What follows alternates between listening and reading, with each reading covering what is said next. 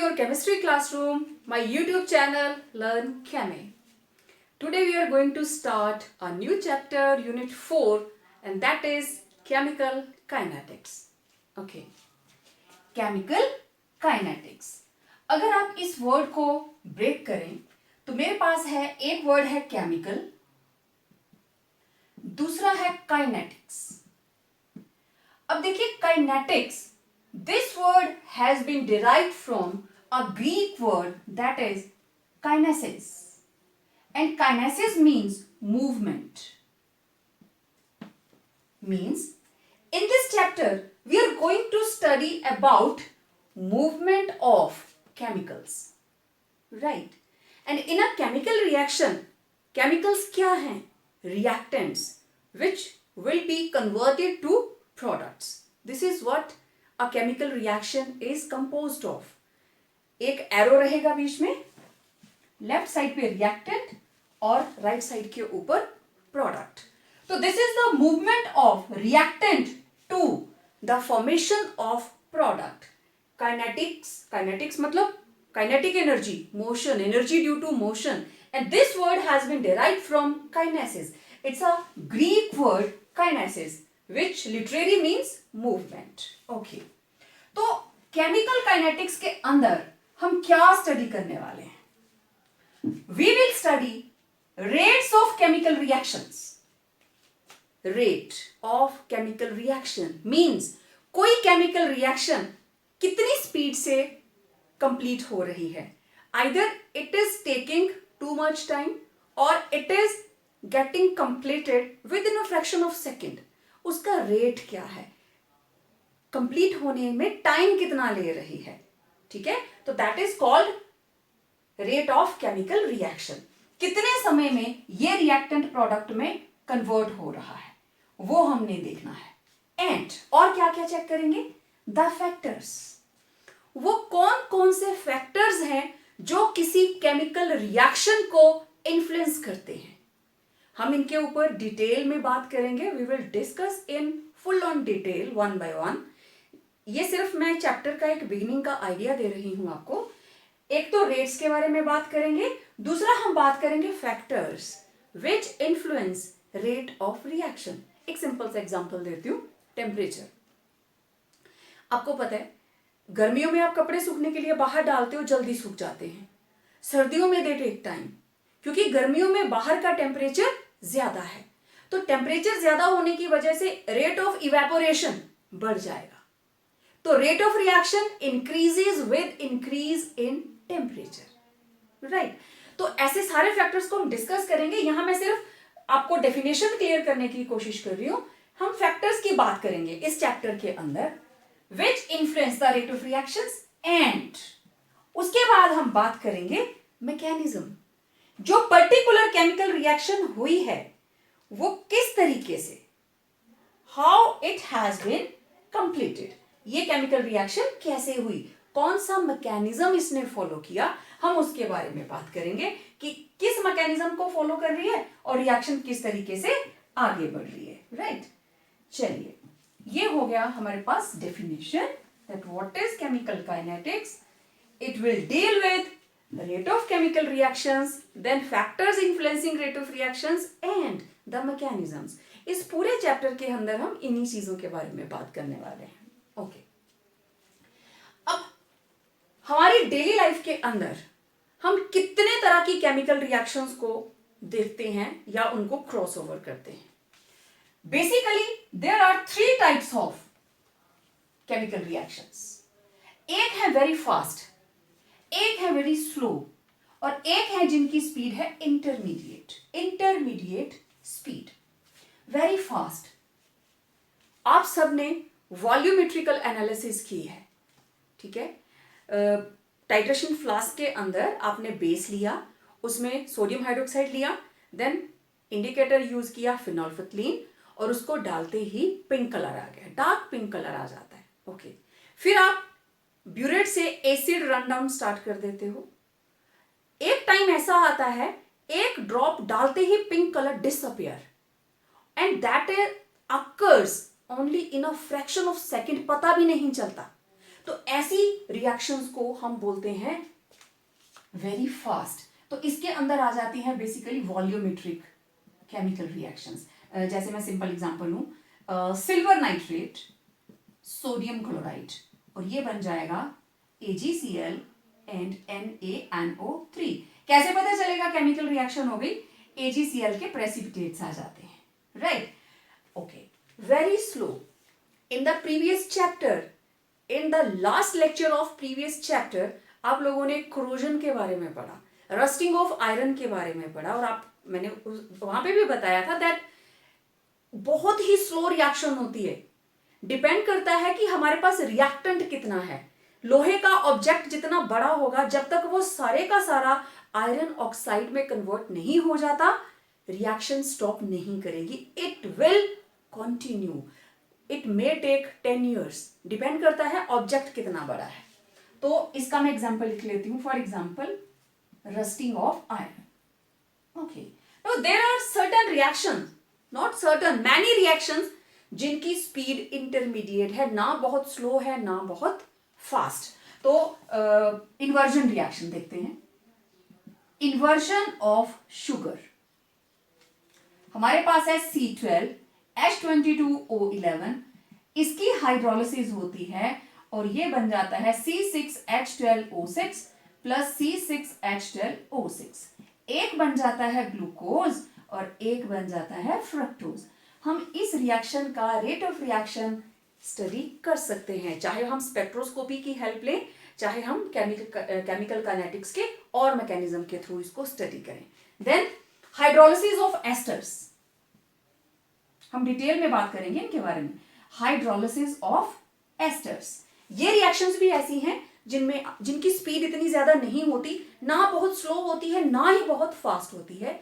Easily हम इनको study कर सकते हैं। तो basically there are 3 types of reactions जिनकी स्पीड बहुत फास्ट, कुछ की स्पीड बहुत स्लो और कुछ की स्पीड इंटरमीडिएट। तो अब आप लोगों को चैप्टर के बारे में थोड़ा थोड़ा आइडिया आ रहा होगा कि हम इस चैप्टर के अंदर क्या बात करने वाले हैं, ठीक है? ओके, अब हम देखते हैं what is rate of reaction.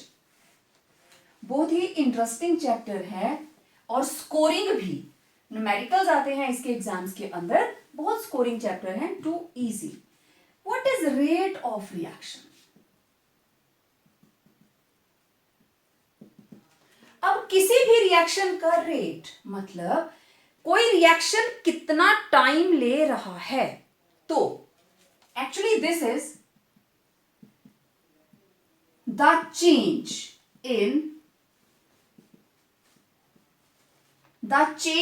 in concentration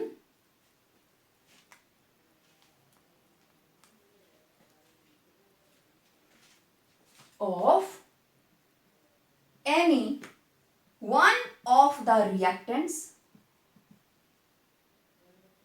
any one of the reactants or product with respect to time. This is called rate of reaction. देखिए, रिएक्टेंट कन्वर्ट होता है प्रोडक्ट में।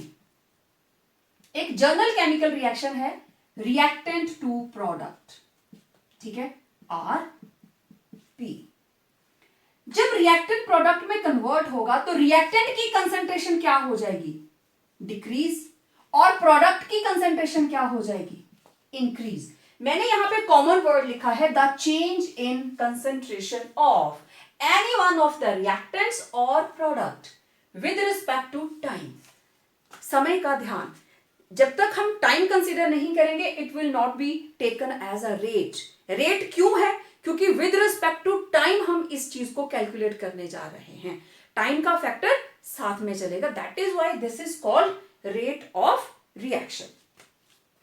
तो आप इसको ऐसे ले सकते हो, रेट ऑफ रिएक्शन किसके बराबर होगा? Decrease in concentration of reactants upon time taken और increase in concentration of product upon time taken.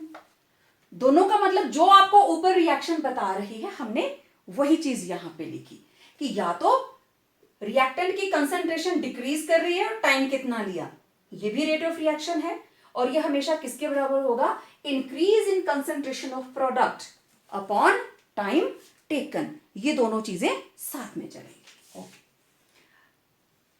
या मैं इसको ऐसे लिखूं, अब थोड़ा और मैं इसको शॉर्ट करती हूं। रेट ऑफ रिएक्शन, ये रहा रिएक्टेंट और ये रहा प्रोडक्ट, तो डेल्टा आर, ये मैंने ब्रैकेट में लिया, ब्रैकेट का मतलब होता है कंसेंट्रेशन।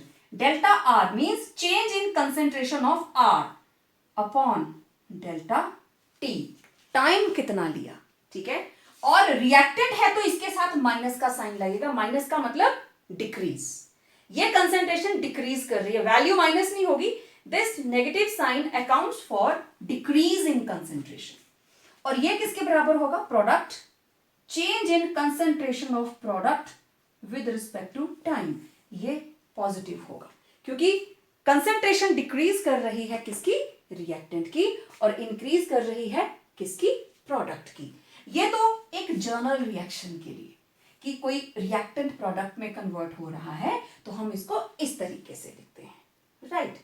अब मैं एक जर्नल रिएक्शन ले लेती हूं जिसमें एक से ज्यादा रिएक्टेंट है।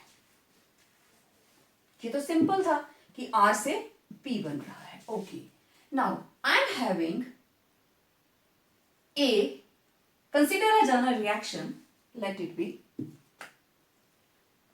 A प्लस B, और ये बन रहा है C प्लस D, राइट। ये चीजें आप साथ साथ में नोट कर सकते हैं लेक्चर के साथ साथ, मैं काफी स्लो मूव कर रही हूं। ओके, अब रेट ऑफ रिएक्शन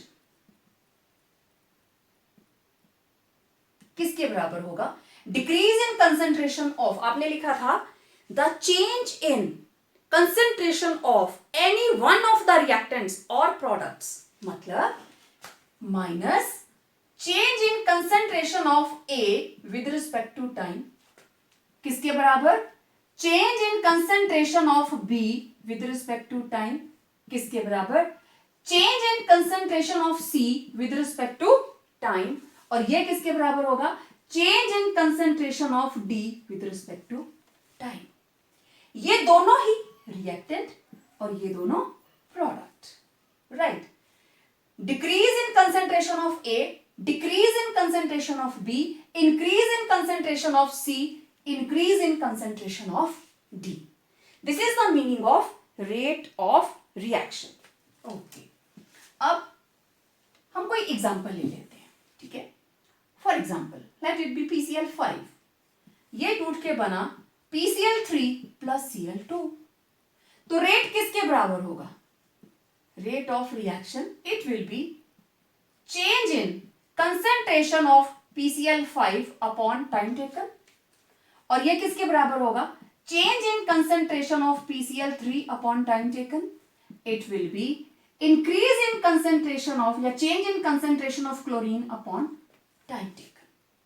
ये रिएक्टेंट है, ठीक है, दिस इज रिएक्टेंट, तो माइनस साइन, ये दोनों ही प्रोडक्ट हैं, माइनस साइन नहीं होगा। अब आप एक चीज ऑब्जर्व करिए, जितने भी रिएक्टेंट है, जब मैंने ए बी सी डी की बात की, ए की कंसेंट्रेशन डिक्रीज कर रही है with respect to time, equal to B, equal to C, equal to D, इन चारों में से एक की भी वैल्यू ले लेंगे, that will give the rate of reaction.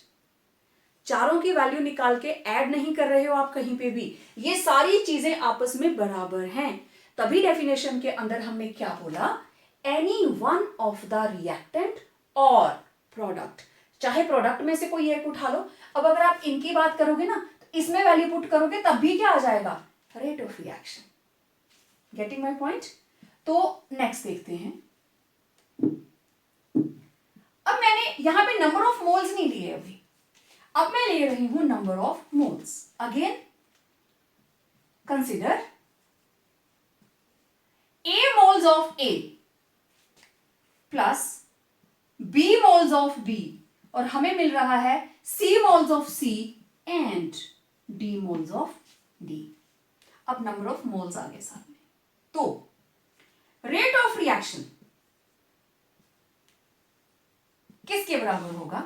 ये कंसेंट्रेशन डिक्रीज करेगी ए की, तो हम लिखेंगे minus change in concentration of A upon delta T, और यहां पे क्या आएगा 1 अपॉन ए, जितने मोल्स हैं 1 upon A equal to minus 1 upon B change in concentration of B upon delta T equal to 1 upon C change in concentration of C upon time, कितना time लिया, equal to 1 upon D change in concentration of D upon delta T. तो जब भी आपको number of moles दिए गए हों, चीज वही है, रिएक्टेंट के साथ माइनस का साइन लगेगा और जो नंबर ऑफ मोल्स हैं उनको आप 1 अपॉन करके लिख देंगे। ठीक है, अगर ये है 1 मोल तो 1 अपॉन 1 ही रहा, अगर है ये 2 मोल्स तो आप इसको हाफ करोगे सो दैट आप इसको स्टैंडर्डाइज कर पाए। एक और एग्जांपल लें, for example let it B N2 plus 3H2 और ये बन गया 2NH3, ये हमारे पास अब नंबर ऑफ मोल्स आ गए। तो रेट ऑफ रिएक्शन किसके बराबर होगा? इसका रेट ऑफ रिएक्शन किसके बराबर होगा? It is minus change in concentration of nitrogen with respect to time equals number of moles है 3, तो it will be minus 1/3 change in concentration of hydrogen with respect to time. Okay, next 2 है तो it will be 1/2 change in concentration of ammonia upon delta T. इस तरीके से number of moles को आप 1 upon करके लिखेंगे, लेकिन रिएक्टेंट के साथ किसका साइन आएगा? माइनस का। अब एक चीज आप लोगों ने ध्यान रखनी है, जब आपने नंबर ऑफ मोल्स लगा दिए तो ये किसके बराबर है? This is rate of reaction. अगर आप नंबर ऑफ मोल्स नहीं लिखते हो, आप सिर्फ ये लिखते हो delta H2 upon delta T, तो ये सिर्फ क्या है? Rate of decrease of concentration of hydrogen. This is only rate of decrease of concentration of hydrogen. लेकिन अगर आप इसके number of moles साथ में लिखते हो then it will become rate of reaction. तो rate of decrease और increase कब होगी? Without number of moles. Without number of moles. लेकिन with moles क्या हो जाएगा? ये rate of reaction. इस चीज का आपने ध्यान रखना है। ठीक है, तो ये सब लोग देख लीजिए, आपको समझ में आ गया होगा। लेट मी चेक, बिल्कुल विजिबल है। जो बच्चे यहीं से नोट्स बनाते हैं वो ध्यान से इसको नोट कर लें।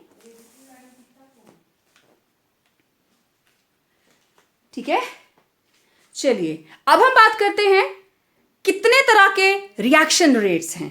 ठीक है,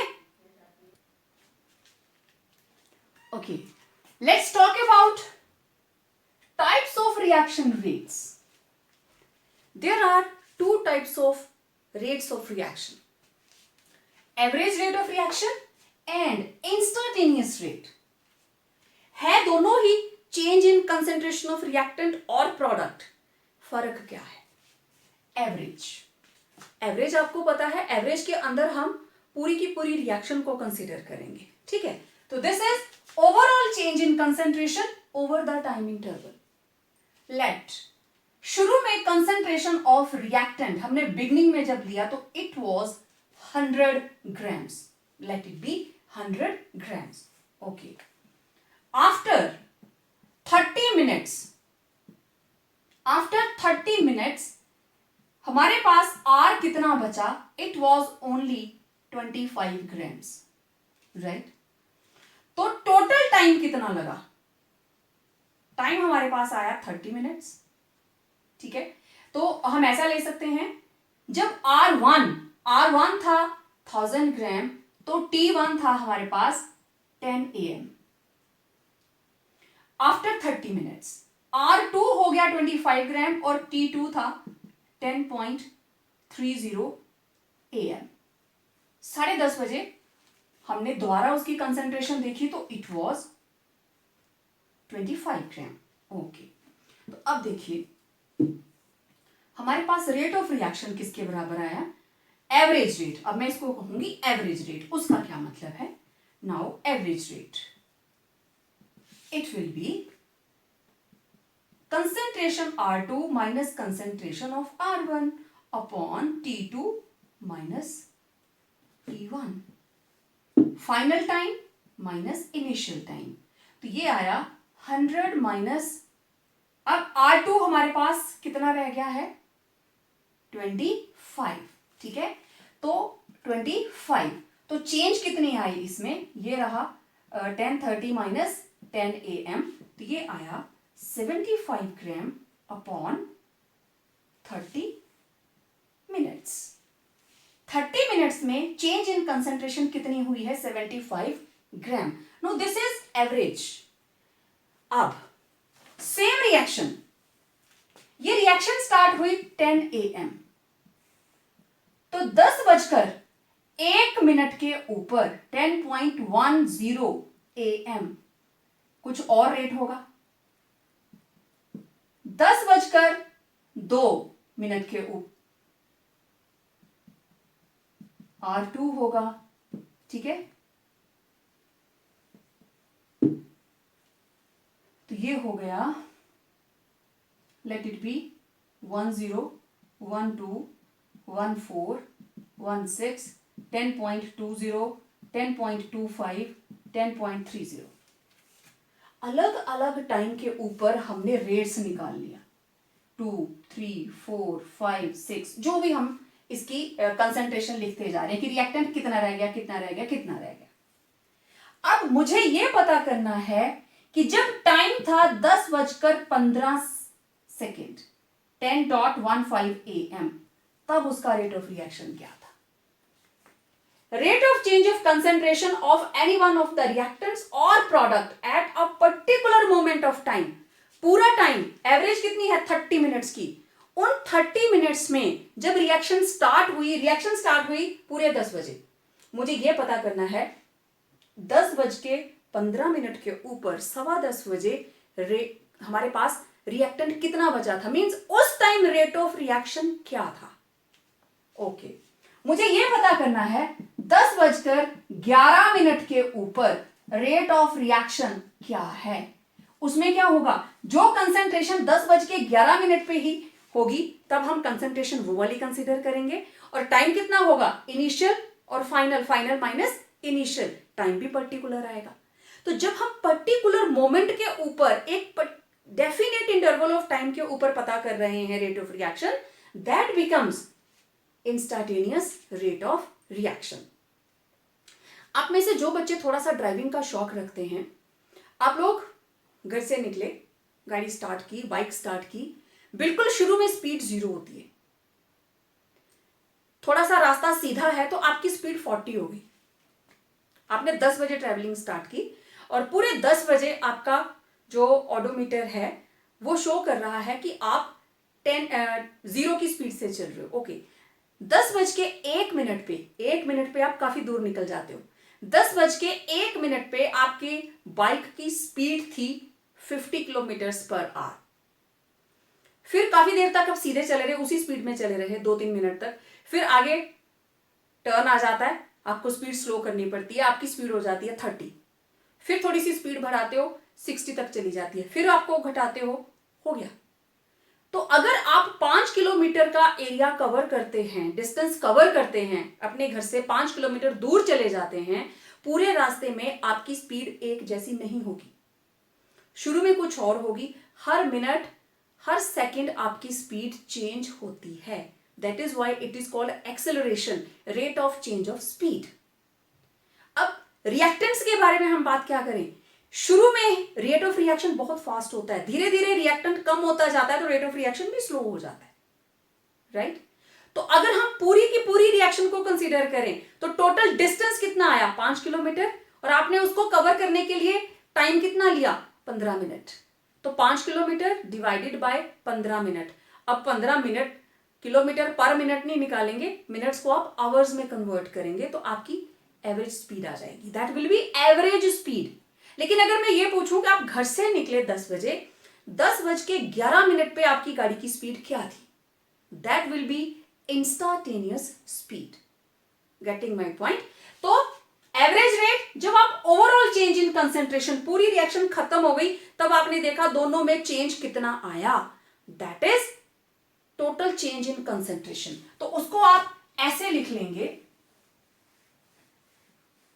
कि अगर शुरू में कंसेंट्रेशन है x1, दिस इज इनिशियल, और फाइनल कंसेंट्रेशन हो जाती है x2, शुरू में टाइम है t1 और फाइनल टाइम t2, तो आपके पास एवरेज रेट किसके बराबर आएगा, final concentration minus initial, final time minus initial, तो ये आ गया delta x upon delta t।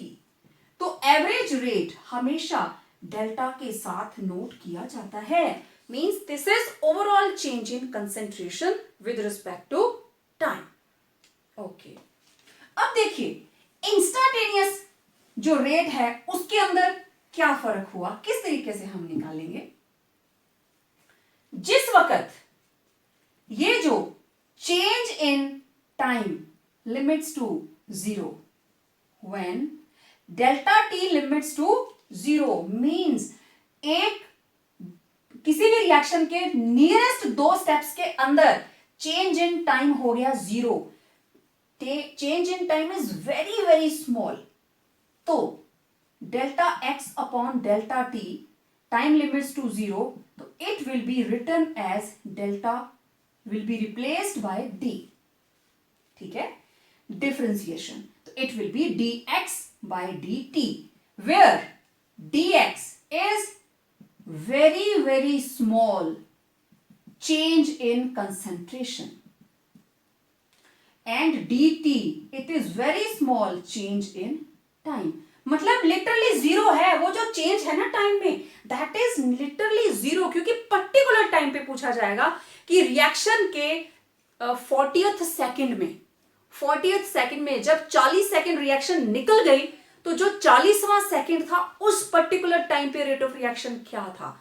तो जब टाइम इनफाइनाइटेसिमली स्मॉल, तो हम लिखते हैं डेल्टा की जगह पे डी लिखेंगे हम, तो delta it will be replaced by D, तो dx बाय dt, तो जो आप इंस्टांटेनियस रेट है, instantaneous rate it will be equal to dx upon dt।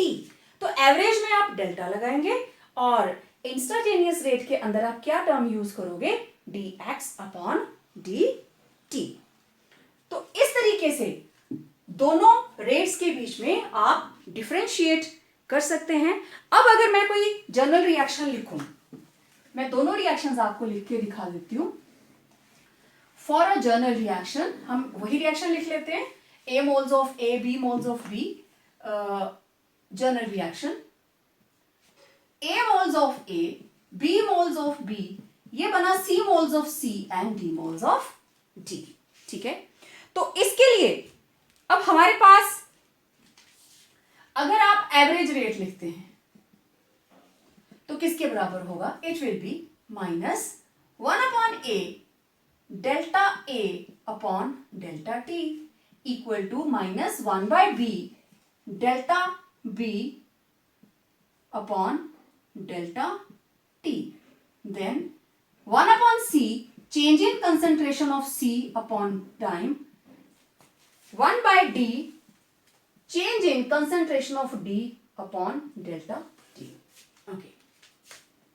When delta T limits to 0, तब ये क्या बन जाएगा, instantaneous rate, and it will be -1 by A dx by dt equal to -1 upon B dx by, अब यहां पे x नहीं लूंगी मैं, it will be change in concentration of A change in concentration of B equal to 1 by C change in concentration of C upon dt, 1 upon D change in concentration of D upon dt.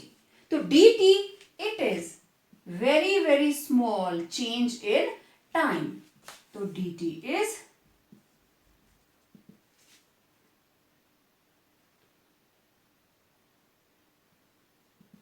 infinitesimally small, means very very small, बहुत small, infinitesimally small dt. और जो भी हमारे पास dx है, da, db, dc, it is infinitesimally small change in concentration. तो इस तरीके से एवरेज रेट, और ये रहा हमारे पास इंस्टेंटेनियस रेट ऑफ रिएक्शन. बाकी सारा कुछ वही है. d by dt change in concentration of A, d by dt change in concentration of B over a time of very small time period of very small duration, dt और concentration D की बढ़ गई, C की बढ़ गई, B की कम हो रही है और A की कम हो रही है. तो इस तरीके से एवरेज और इंस्टेंटेनियस रेट ऑफ रिएक्शंस को आप लिख सकते हैं.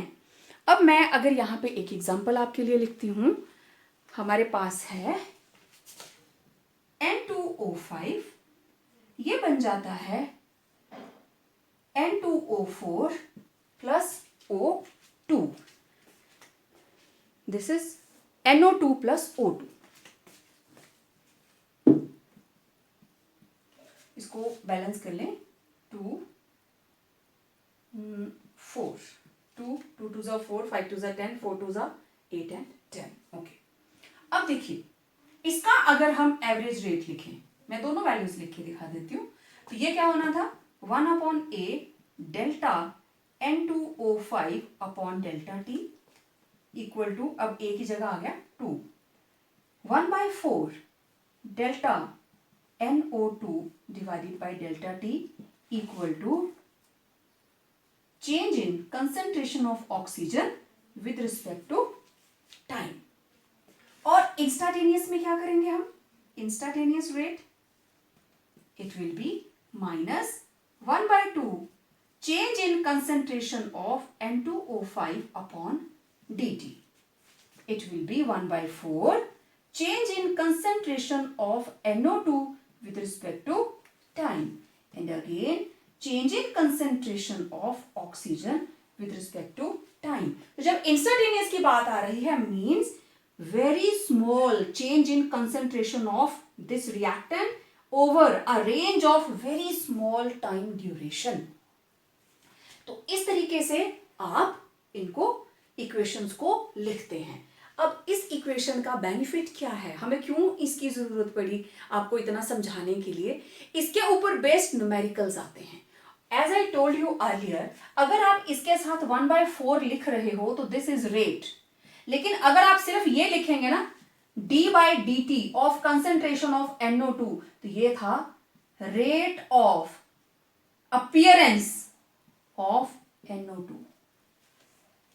ये 1/2 साथ में है तो it is rate of reaction, मैंने इसको कवर कर लिया. तो it is rate of disappearance और rate of decrease of concentration of N2O5, rate of appearance of NO2 और rate of increase of concentration of NO2. अकेला रेट है तो नंबर ऑफ मोल साथ में नहीं लगेंगे, लेकिन अगर रेट ऑफ रिएक्शन है, अगर रेट ऑफ इंक्रीज या डिक्रीज है तो नंबर ऑफ मोल्स नहीं होंगे. लेकिन अगर आप नंबर ऑफ मोल्स लगाते हैं then it will become rate of reaction.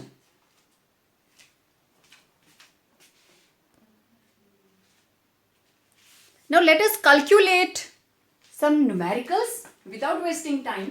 Let me check out the statement. For a reaction, nitrogen plus hydrogen to ammonia, the rate of appearance measured as, you are given delta NH3 upon delta T, it is 2.4 into 10 raised to power minus 4 mole per liter per second. आपको बताना है rate of reaction in terms of nitrogen and hydrogen. तो nitrogen और hydrogen के with respect क्या value आएगी हमें वो निकालनी है. ओके, तो सबसे पहले रेट ऑफ रिएक्शन इसके बराबर होगा ये. This is change in concentration of nitrogen with respect to time, negative, equal to minus 1 by 3 change in concentration of hydrogen with time, equals 1 by 2 change in concentration of ammonia upon delta T. This is rate of reaction. Okay. अब देखिए, ये value given है, सिर्फ इस चीज की value given है आपको, और निकालनी किसकी है? हाइड्रोजन की भी और नाइट्रोजन की भी. तो चलो पहले हम हाइड्रोजन की निकाल लेते. इन दोनों को आपस में बराबर ले लीजिए. ठीक है, ये आ गया -1/3 change in concentration of hydrogen with respect to time, 1/2 delta ammonia upon delta T. 1/3 उधर चला जाएगा तो हमारे पास आया change in concentration of hydrogen with respect to time. 3 ऊपर चला गया ना, 3/2 इंटू, अब इसकी वैल्यू आपको गिवन है एंड दैट इज 2.4 इंटू 10⁻⁻⁴. ठीक है, तो ये 2 से कैंसिल हो जाएगा, 2 1 जा 2 2 जा 4, और 1.2 इंटू 3.6 इंटू 10⁻⁻⁴ मोल पर लीटर पर सेकेंड. तो ये क्या आ गया आपके पास इन टर्म्स ऑफ हाइड्रोजन. ये हमारा पहला आंसर आ गया. एक वैल्यू गिवन होगी, सारे आपस में बराबर होंगे. ठीक है ना, ये चीज आपने निकाल ली. केमिकल रिएक्शन से आपने रेट ऑफ रिएक्शन की इक्वेशन बना ली. Now in terms of hydrogen. ठीक है, पहले हमने in terms of hydrogen answer निकाल लिया. दूसरा उसने पूछा in terms of nitrogen. Okay, let's find in terms of nitrogen. तो अब आप चाहें तो हाइड्रोजन की वैल्यू को इसके बराबर पुट कर लें. ठीक है, चलो मैं इन दोनों को पुट कर देती हूं. अब आप चाहे तो नाइट्रोजन को इसके बराबर पुट कर ले, आंसर बिल्कुल बराबर आएगा. चलो मैं फर्स्ट और लास्ट को ले लेती हूं. तो मेरे पास आ गया minus change in concentration of nitrogen with respect to time equals 1/2 delta NH3 upon delta T. इधर कोई नंबर ऑफ मोल्स नहीं है तो it will be 1/2 into 2.4 into 10⁻⁻⁴. तो ये आ गया 1.2 इंटू 10⁻⁻⁴ मोल पर लीटर पर सेकेंड. तो this is in terms of concentration of nitrogen. ये आ गया हमारे पास सेकेंड आंसर. अब मैंने आपको बोला था ना, आप चाहे इन दोनों को आपस में इकट्ठा कर ले. मैं यहां रफ में निकाल के बता रही हूं किसके बराबर होना था. ये 1/3 इंटू हाइड्रोजन की वैल्यू कितनी आई आपके पास 3.6. इतनी वैल्यू पुट करेंगे ना, 3.6 इंटू 10⁻⁴. ये देखिए अगेन 1.2 इंटू 10⁻⁴. तो आप किसी के भी बराबर उसको पुट करेंगे तो ये आ गया आंसर हमारा इन terms of nitrogen. Numerical solve. अब एक एडिशनल चीज मैं यहीं पे आपको लिख देती हूं, also find rate of reaction. Rate of reaction भी पता कीजिए. अब देखो बच्चे, रेट ऑफ रिएक्शन का ये फॉर्मूला है. अब आपके पास इसकी वैल्यू भी आ गई, इसकी भी आ गई और इसकी भी आ गई. तो नंबर ऑफ मोल्स के साथ पुट करेंगे रेट ऑफ रिएक्शन. इसके तो है ही नहीं, तो किसी की भी वैल्यू निकालेंगे that will be rate of reaction. तो इस इक्वेशन में देखिए रेट ऑफ रिएक्शन किसके बराबर है. मैं फर्स्ट वाली वैल्यू लेने लगी, नाइट्रोजन अपॉन डेल्टा टी. तो कितनी आई, concentration of nitrogen upon delta T कितनी आई, 1.2 into 10⁻⁴. Okay, in terms of hydrogen formula देखिए, it is -1/3 change in concentration of hydrogen upon delta T. कितना आया 1/3 इंटू 3.6 इंटू 10⁻⁴. कितना आ गया भाई 1.2 into 10⁻⁴. Okay, in terms of ammonia again it is 1/2 into concentration of ammonia upon delta T. It will be 1/2 into 2.4 into 10⁻⁴. Again 1.2 into 10⁻⁴. Unit आपने लगानी है आगे. मोल पर लीटर पर सेकेंड। मैंने यहां आपको तीनों में वैल्यू पुट करके बता दी। पेपर में आपको आता है रेट ऑफ रिएक्शन, आप तीनों में से किसी में भी वैल्यू पुट करेंगे, रेट ऑफ अपीयरेंस और रेट ऑफ डिसअपीयरेंस की, that will give rate of reaction. अब ये जो हाइड्रोजन है ये डिक्रीज कर रही है, तो ये क्या है? Rate of disappearance, disappearance of hydrogen. Nitrogen decrease कर रही है, this is also rate of disappearance of nitrogen. और अमोनिया का क्या था?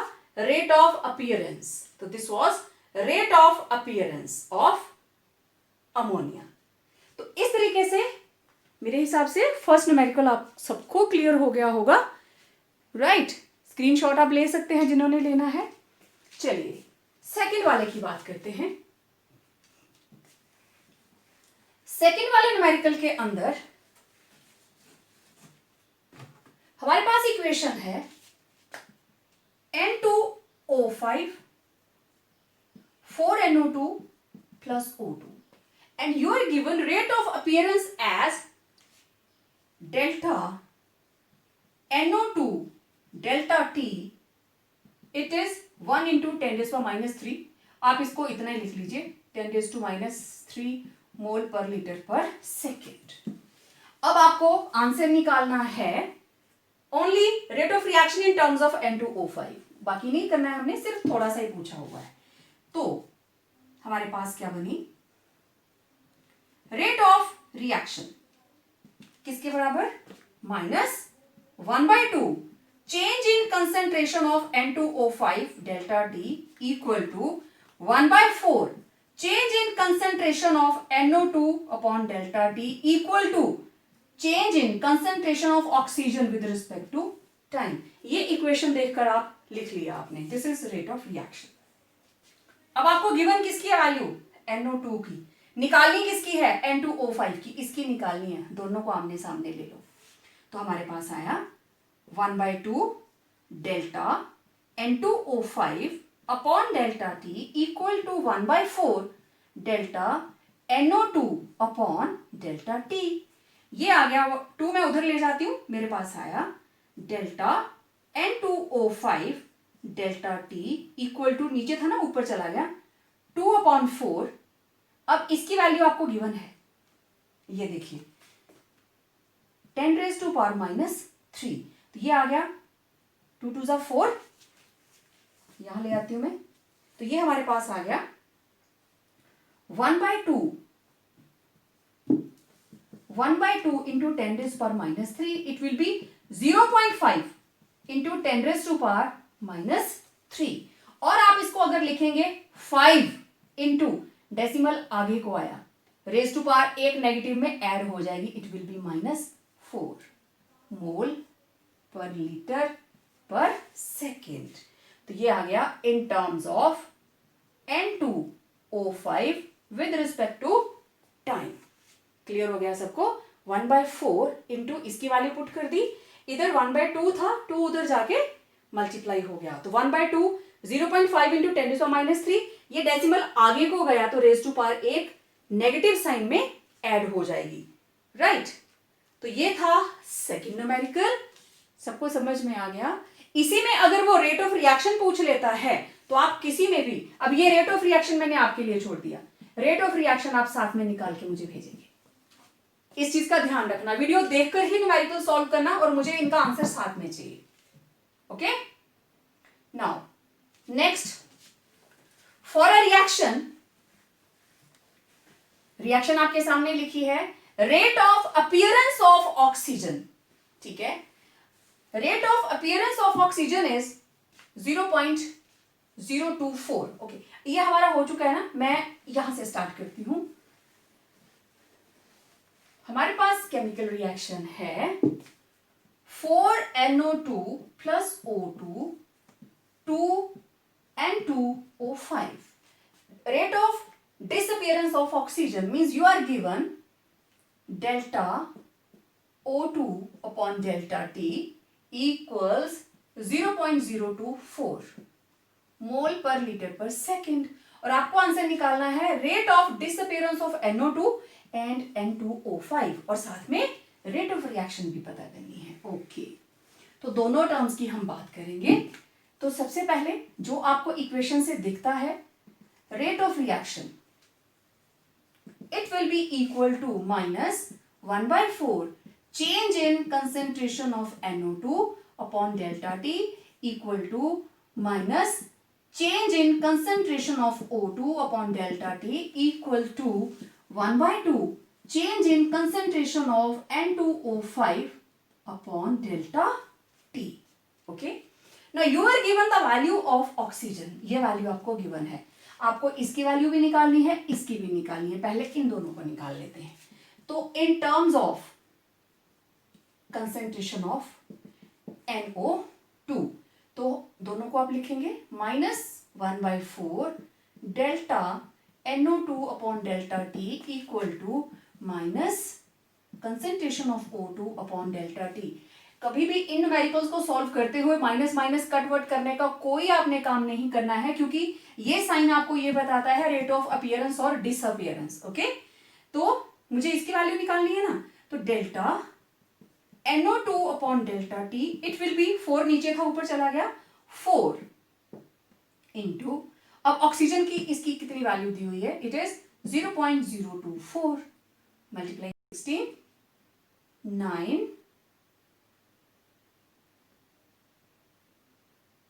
0 0।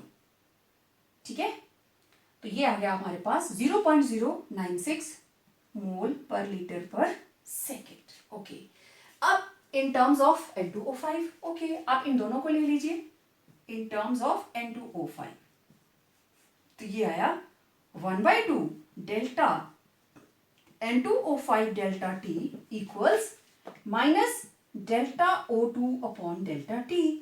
ये नीचे था 1, उधर जाके डबल हो जाएगा, तो ये आ गया N2O5 upon delta T equal to 2 into, अब देखो इसकी वैल्यू कितनी है डिसअपीयरेंस की 0.024, तो ये कितना आ गया 2 4 जा 8 2 2 जा 4 0 0.048 मोल पर लीटर पर सेकेंड। ये आ गया in terms of delta N2O5। अब थर्ड क्या पूछा है, रेट ऑफ रिएक्शन। ठीक है, तो किसी में भी वैल्यू पुट कर दीजिए, चलो मैं इसमें कर देती हूं, तो ये कितना आएगा हमारे पास -1/4 into change in concentration of N2O5 upon delta T, तो -1/4 इंटू N2O5 की वैल्यू कितनी आई 0.048, तो कितना आ गया ये 1/2 नॉट 1/4। हाँ, हम N2O5 की उसमें बात कर रहे हैं ना, तो ये 2 मोल्स हैं, इट इज 1/2, तो इट विल बी 0.024 मोल पर लीटर पर सेकेंड। ठीक है, और ये किसके बराबर है, माइनस का साइन नहीं है, प्लस है। इसकी वैल्यू पहले से आपको गिवन है, इसकी टर्म में निकालें तो इट विल बी और -1/4 concentration of NO2 upon delta T। NO2 की वैल्यू कितनी निकाली आपने, ये रही 1/4 इंटू 0.096, अब देख लीजिए 0.042 जा 8 4 4 जा 16 मोल पर लीटर पर सेकेंड। आप एक ही तो उसने दी हुई है पहले से ही, नंबर ऑफ मोल्स है ही नहीं। मैं जानबूझकर आपको सारे कंसेंट्रेशन टर्म्स की वैल्यूज के साथ निकाल के बता रही हूं, अदरवाइज इसको लिखने की जरूरत नहीं है। आप एक ही इन तीनों में से, क्योंकि रेट ऑफ रिएक्शन इन तीनों को किसी भी एक वैल्यू को लेके आप शो कर सकते हैं। आप चाहें इसी को डायरेक्ट बता दें, because rate of reaction is equal to this, therefore rate of reaction is जो इसकी वैल्यू है। इसमें पुट करके दिखा दिया आपने, ये आ गया, इसमें पुट करके दिखा दिया, same rate of reaction is same. तो it was just a beginning of this chapter, और रेट ऑफ अपीयरेंस डिसअपीयरेंस और इसके न्यूमेरिकल्स किस तरीके से होते हैं। In the next video we will talk about factors affecting rate of chemical reaction. तो stay tune for upcoming video. Till then Stay home, stay safe.